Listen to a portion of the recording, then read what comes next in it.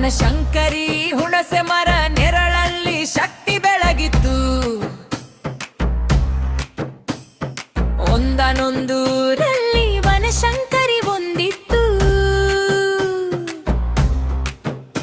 ಆ ಊರಿನಲ್ಲಿ ಕುಪ್ಪಸ್ವಾಮಿಯ ಪುಟ್ಟ ಕುಟುಂಬ ಹೊಂದಿತ್ತು.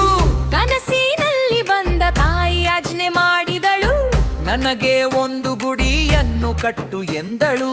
ಬೇವಿನ ಮರದಡಿ ದೇವಿಯು ಬಂದು ನೆಲೆಸಿದಳು. ಭಕ್ತಿಯಿಂದ ಪುಟ್ಟ ಗುಡಿಯನ್ನು ಕಟ್ಟಿದನು.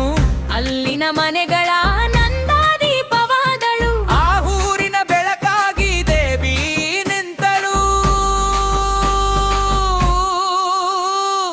ಇಂದು ಬನಶಂಕರಿ ಕರಗ, ಮುತ್ತು ಮಾರಿಯಮ್ಮ ಕರಗ.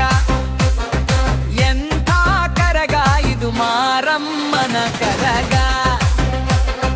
ಜೈ ಜೈ ಜೈ ಮಾರಿಯಮ್ಮ.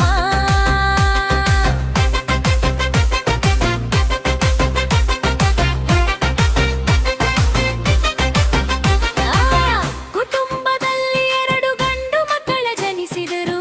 ಮಕ್ಕಳು ಬೆಳೆಯುತ್ತಲೇ ದೇವಿಯ ಗುಡಿಯೂ ಬೆಳೆಯಿತು. ಭಕ್ತಿಯ ಪರಂಪರೆ ಬೇರು ಬಿಟ್ಟಿತು.